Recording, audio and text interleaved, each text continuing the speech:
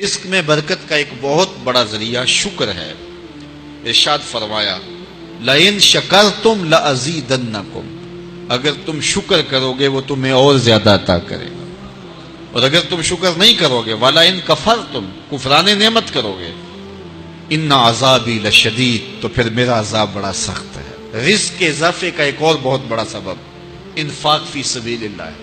اللہ فرماتا ہے جو تم خرچ کرتے ہو تو جو چیز تم نے نکال دی اس کی جگہ اللہ تمہیں اور عطا کر دیتا ہے۔ بعض کا ہمارا یہ ہوتا ہے کہ کوئی آدمی مالی بحران میں آ گیا تو وہ کرتا کیا ہے کہ جو راہ خدا میں دینے کا کھاتا تھا پہلے اسے کلوز کرتا ہے، یہ فلاں مدرسے کو دیتے ہو یہ بھی بند کر دو، یہ مسجد کو دیتے ہو یہ بھی بند کر دو، یہ فلاں غریب کو دیتے ہو یہ بھی بند کرو، حالات ٹائٹ ہو گئے ہیں۔ لیکن 5 گاڑیاں ہیں تو 2 گاڑیوں پہ گزارا کر لیا جائے، پیٹرول بچے، یہ نہیں ہو سکتا۔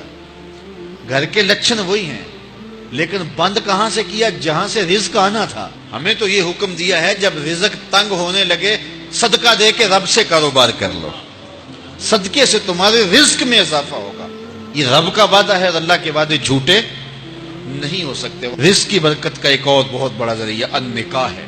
فرمایا اگر تم نکاح کرو گے تم فقیر ہو وہ تمہیں غنی کر دے گا۔ لوگ کہتے ہیں بچہ پیروں پہ کھڑا ہو لے تو پھر نکاح کریں گے، اللہ کہتا ہے تم نکاح کرو ہم پیروں پہ کھڑا کر دیں گے۔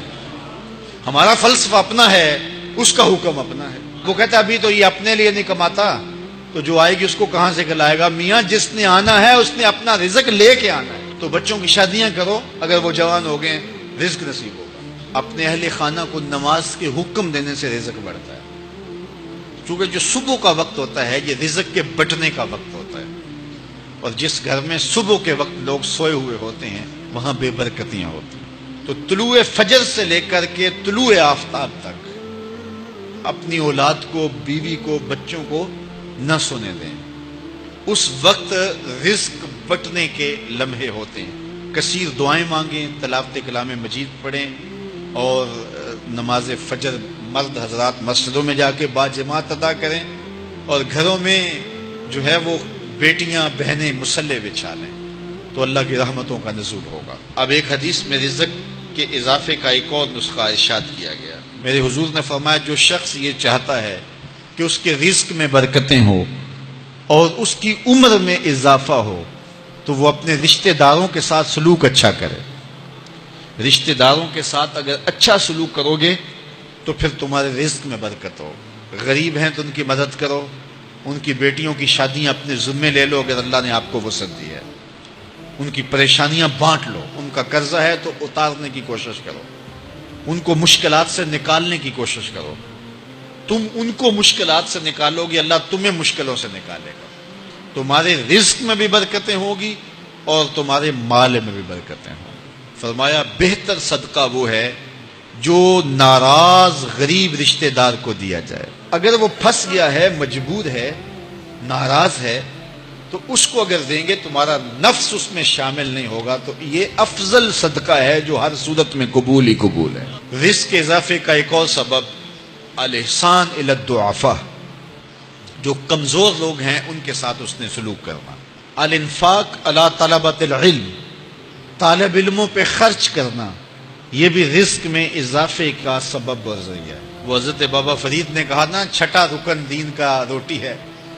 گھر میں کچھ نہ ہو تو پھر نہ نماز اور نہ ہی دیگر امور کی لذت آتی ہے، تو یہ رزق فراواں اور وسیع اور مبارک نصیب کر دے اللہ۔ تو اس کے لیے ایک اور وظیفہ میں دیتا ہوں، اور وہ یہ کہ مغرب کے بعد 21 مرتبہ سورۃ الکوثر پڑھ لیں، کثرت ہو جائے گی انشاءاللہ۔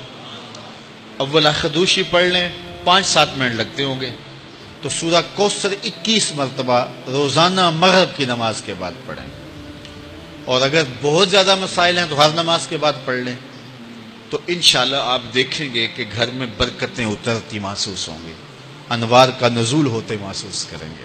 تو یہ وہ رزق کے اسباب ہیں، اگر ہم اختیار کر لیں تو ہم اللہ کی خاص رحمتوں کے حقدار ہوں گے۔